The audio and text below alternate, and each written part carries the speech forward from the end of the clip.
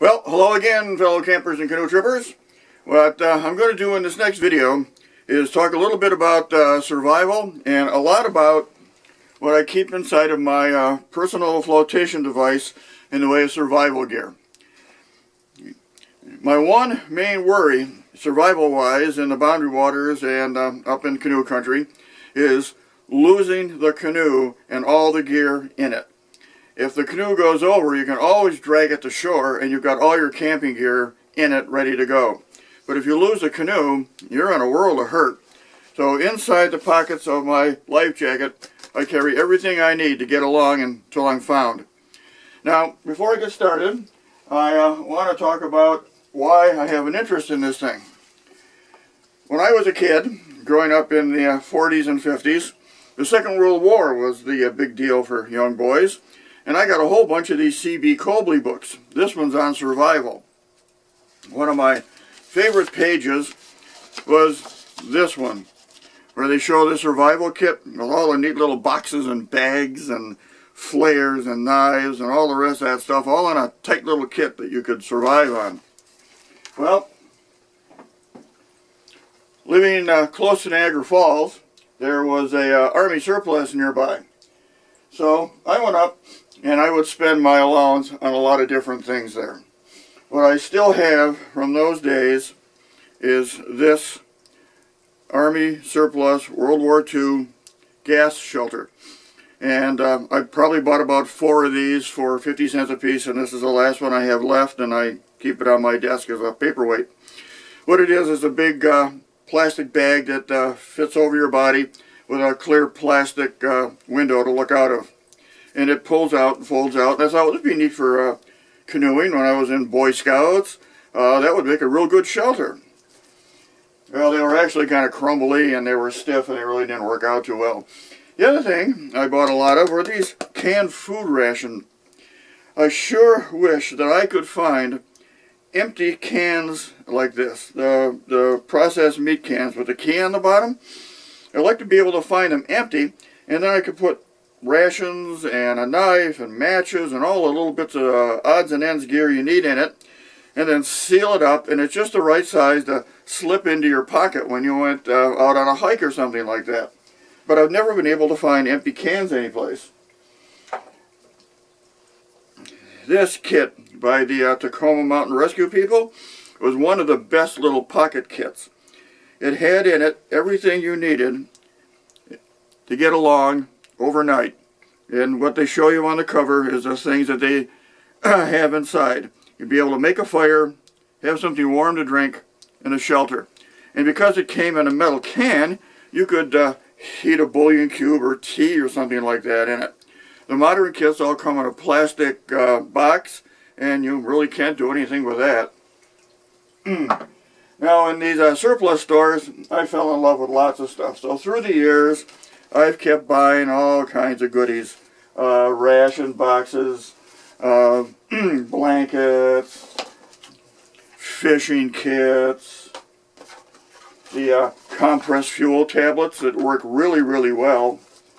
I still have a few cans of the Korean War era wood alcohol burners around. They were really nifty. Here's a little box with emergency rations in it. And yeah, I got myself a ration, World War II K ration reproduction just for humor. Now, looking around through all the books that have come out over the years on survival, I found this one to be really good because it's titled Surviving the Wilderness Emergency. It's not about survivalism, it's just about getting along if you have a wilderness emergency. But in the 50s, 60s, and 70s, all kinds of handbooks on survival came out. This is sort of an interesting one, Survival with Style. I guess when the emergency crew finds you, you'll have a stylish little setup back in the woods. The other thing I think you should do is look around for stories about survival. This one is very good. It's about a group of boys from a Canadian boys camp who died of hypothermia on a lake when their canoe overturned. It's a very, very good book. It's called Deep Waters by James Raffin. I suggest you read that. One of the best books about about everything that went wrong on a canoe trip is this one, The Lure of the Labrador Wild by Dylan Wallace. Wallace, Hubbard, and their Indian guide, George Elson, went into Labrador in 1903, and only 2 of them came out. They made a lot of mistakes. They were in a hurry, and they went up the wrong river. They ate too much food in the beginning of the trip. They went too far. They got back into the woods, and it began to snow. They had to turn around and come back. Very good book. In the later years, the survivor, Dylan Wallace, wrote many, many books on the outdoors. This one is Packing and Portaging by Dylan Wallace. And on the inside is a grub list that only a starving man would have written. He has things like 2 pounds of fresh bread, 12 pounds of flour, 6 pounds of bacon. He's got dehydrated potatoes, onions, cranberries, coffee, tea, sugar, lemons, limes, raisins. Take no more chances. Also back in that era, there a real interest in the outdoors. Now, because you're going to be surviving with what just you have on you in your pockets, or in my case, in my kit, the modern books usually talk about what stove to buy, what lightweight tent to buy, what Gore-Tex rain suit to buy. If you find some of these old books about camping in the woods back in the turn of the century, and I mean the turn of the 19th, not the 20th century, you find lots and lots of information about the old style camping, like how to build a fire, how to make a shelter out of a fallen tree, that sort of thing. This one is from 1908, very, very good. The Way of the Woods. Other interesting books are these compendiums, like Deep River Jim's How to Camp book. This is really interesting, and it's the same thing, lots of tips on how to camp in the old-fashioned style. Now, with this kit, what I wanted was the ability to make a shelter and make myself something warm to eat and drink until somebody came along or I was able to get myself out. So I looked around for all different kind of containers that would fit inside of this pocket that I could cook in. So I dug around every place. Here's a mountain safety research container. That didn't work. I bought a bunch of different Sierra cups to think I could get one inside. They didn't work. I dug around and found things like a Chinese lunchbox. That didn't work. How about a Swedish lunchbox by Triangula? This would have been great, but once again, didn't fit in the pocket. I started looking around for things like military mess kits. This one is French. I didn't think the whole kit would fit, but I was kind of hoping that one of the inside containers would, and it didn't. Same thing with this British Army kit. No, the inside container, too big. And last, how about a kit from the Czechoslovakian Army? And I thought, gosh, maybe inside. No, again, too big. Now, back in 1964, junior year of high school, I took a trip to Europe. And while I was in Paris, I stopped at an outdoor store, and I got myself a candle lantern, and a water flask, and a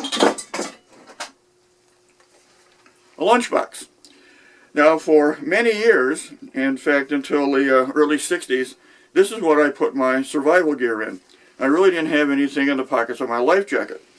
I filled this lunchbox with little clasps on it with things like ration bars, knife, matches, foil bags, and then I taped it to the thwart of the canoe with the idea that, well, the canoe goes over or I have an emergency, I'll always have the canoe.